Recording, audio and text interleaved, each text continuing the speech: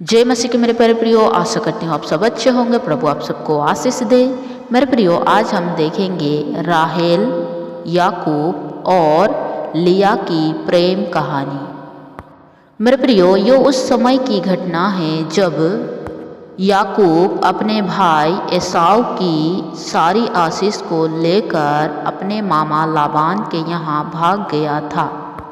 जब इसहाक अपने बड़े बेटे एसाव को आशीर्वाद देता, तब धोखे से याकूब ने सारा आशीर्वाद ले लिया और अपने मामा के घर लाबान के पास भाग गया। उत्पत्ति 29 उसका 9 और 10। उनकी यो बातचीत हो ही रही थी कि राहेल जो पशु चराया करती थी, अपने पिता की भेड़ बकरियों को लिए हुए आ गई। याकूब ने अपने मामा लाबान की बेटी राहेल को और उसकी भेड़ बकरियों को देखा तो निकट जाकर कुएं के मुंह पर से पत्थर को लुढ़काया और अपने मामा लाबान की भेड़ बकरियों को पानी पिलाया। मेरे प्रियो, जब याकूब अपने मामा के शहर में पहुंच गया, तब उसने उसकी बेटी राहेल को देखा। तब किसी ने उसको बताया कि वो तुम्हारे मामा की बेटी है। तब उसने उसके भेड़ बकरियों को पानी पिलाया और उसके बाद उसने राहेल के पास जाकर उसे चूमा और उसे बताया कि मैं तुम्हारा फुफेरा भाई हूँ।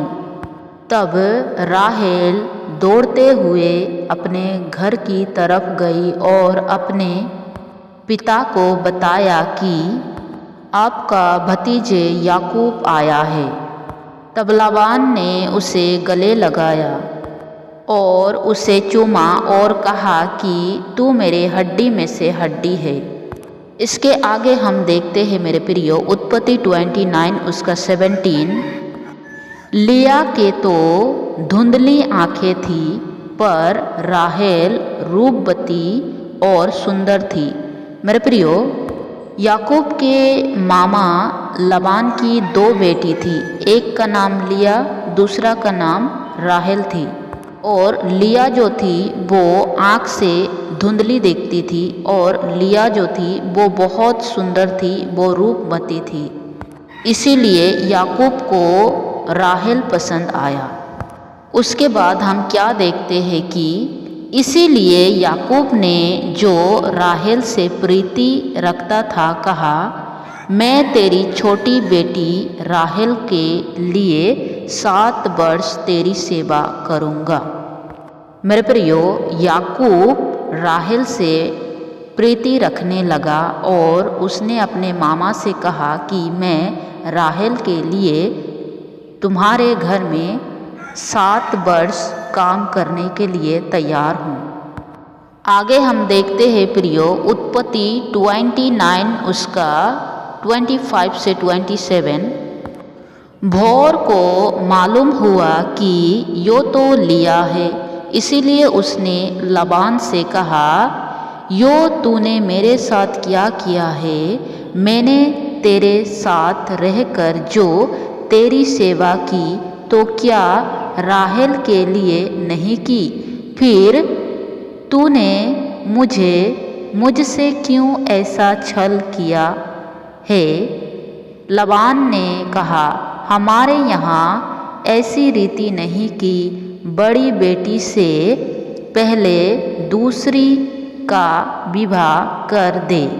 इसका सप्ताह तो पूरा कर, फिर दूसरी भी तुम्हें उस सेवा के लिए मिलेगी जो तू मेरे साथ रहकर और 7 वर्ष तक करेगा। मेरे प्रियो, यहाँ याकूब के साथ धोखा हो गया। उसका मामा जो है वो बहुत चतुर है और उसके मामा ने जब 7 वर्ष पूरा हुआ तब याकूब का विवाह हुआ। लेकिन विवाह में हम क्या देखते हैं कि दुल्हन गायब हो गई और दुल्हन की जगह कोई और आके बैठ गई है। और जैसे ही याकूब भोर को यानी कि सुबह उठकर देखता है कि ये तो लिया है यानी कि बड़ी बेटी राहेल कहाँ गई।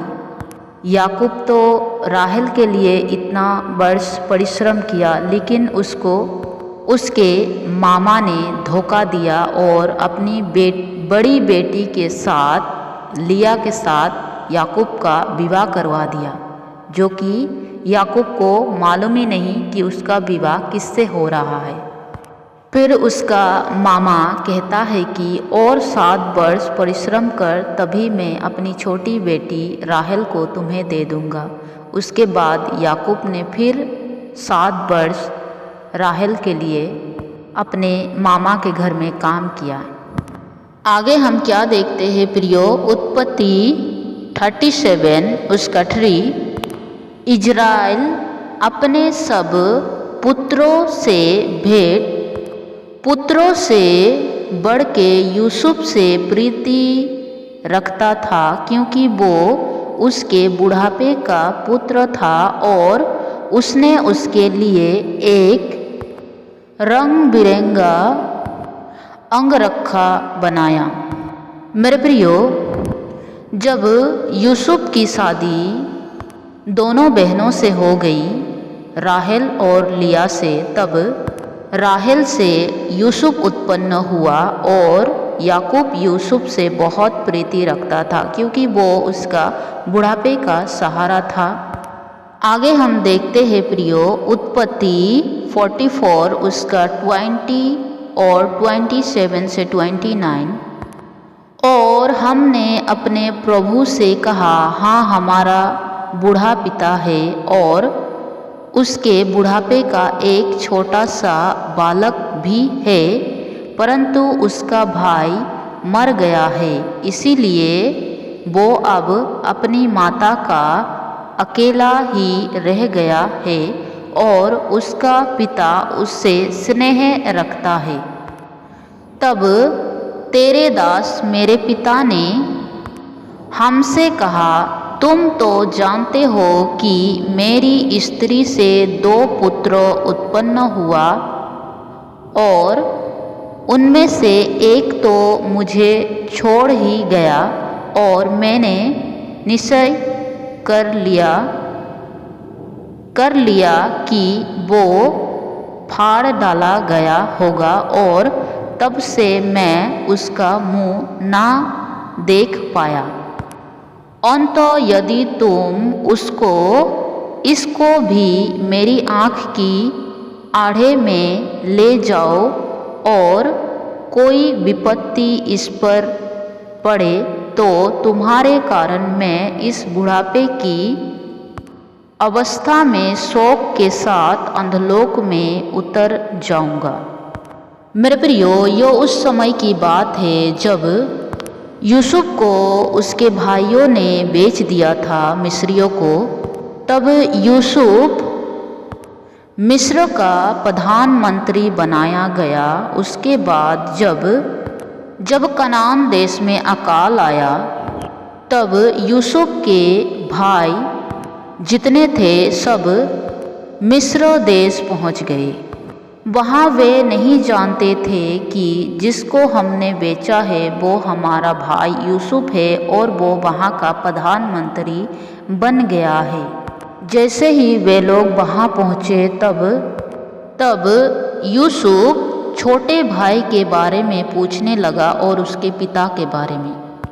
तब उसके भाइयों ने उसको बताया कि जो छोटा बेटा है उससे उसका पिता बहुत स्नेह रखता है, क्योंकि उस समय बिन्यामीन को यूसुफ देखना चाहता था, क्योंकि वो उसका भाई था, राहेल का बेटा। मेरे प्रियो, आगे हम देखते हैं उत्पत्ति 29 उसका 30 में लिखा है, तब याकूब राहेल के पास भी गया और उसकी उसकी प्रीति लिया से अधिक उसी पर हुई और उसने लबान के साथ रहकर 7 वर्ष और उसकी सेवा की। हाँ मेरे प्रियो, जब याकूब का विवाह दोनों से हुआ तब राहेल का प्राण त्यागने का समय आया, तब उसने बिन्यामीन को जन्म दिया था। तब आगे हम देखते हैं प्रियो कि उत्पत्ति 30 उसका 1 से 15 को अगर हम पढ़ेंगे तो जो लिया और राहेल के बच्चे हैं उनके नाम है और आगे चल के वही 11 गोत्र बन गया और उनके नाम है रूबेन, शमौन, लेवी, यहूदा, दान, नप्ताली, गाद, अशोर, इसाखार, जबलून, दीना, यूसुफ, बिन्यामीन।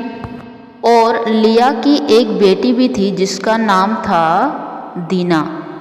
उसके बाद उत्पत्ति 30 उसका 22 से 24 में लिखा है, परमेश्वर ने राहेल को भी सुधि ली और उसकी सुनकर उसकी कोख खोली, इसीलिए वो गर्भवती हुई और उसने एक पुत्र को जन्म दिया। तब उसने कहा, परमेश्वर ने मेरी नामधराई को दूर कर दिया है, इसलिए उसने यो कहकर उसका नाम यूसुफ रखा, परमेश्वर मुझे एक पुत्र और भी देगा।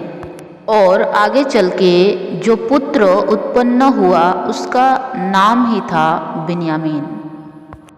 मत्ती 19 उसका 4 से 6। उसने उत्तर दिया, क्या तुमने नहीं पढ़ा कि जिसने उन्हें बनाया उसने आरंभ से नर और नारी बनाकर कहा। इस कारण मनुष्य अपने माता पिता से अलग होकर अपनी पत्नी के साथ रहेगा और वो दोनों एक तन होंगे। अंत वो अब 2 नहीं परंतु एक तन है। इसीलिए जिसे परमेश्वर ने जोड़ा है उसे मनुष्य अलग ना करे। मेरे प्रियो, यूसुफ परमेश्वर का भय मानने वाला व्यक्ति था और बुराई से दूर रहने वाला व्यक्ति था और उसने ईमानदारी से अपने काम को किया, लेकिन उसके मामा ने उसको धोखा दिया और दोनों बेटी का विवाह उससे हो गया और उसने उस रिश्ते को तोड़ा नहीं बल्कि उसे निभाया। राहेल उसकी पसंद थी, लिया नहीं।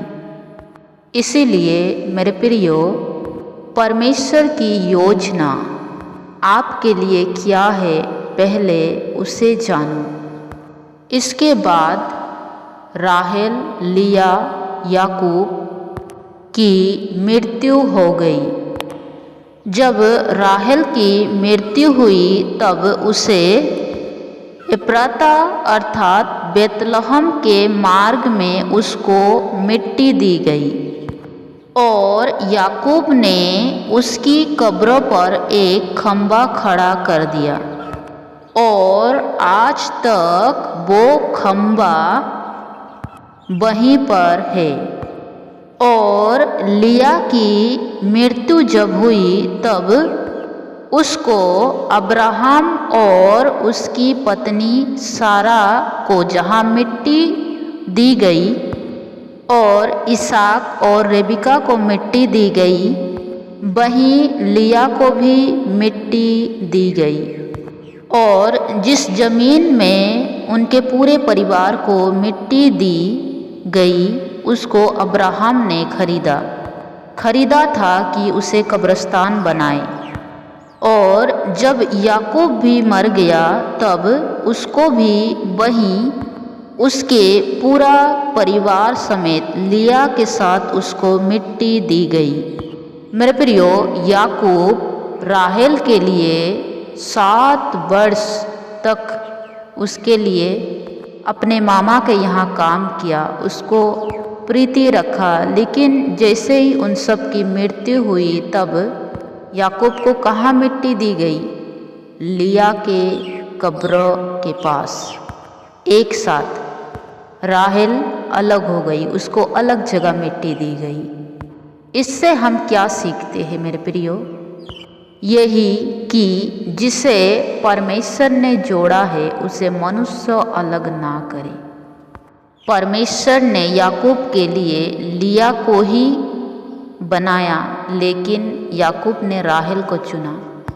आशा करती हूँ मेरे प्रियो इस वचन से आपने बहुत कुछ सीखा है और इस वचन के द्वारा आपने कुछ सीखा है तो इस वीडियो को लाइक करें, शेयर करें और सब्सक्राइब करें और वचन को दूसरों तक जरूर पहुँचाएं ताकि वे भी प्रभु के वचन को सुनकर आशीष को पाए।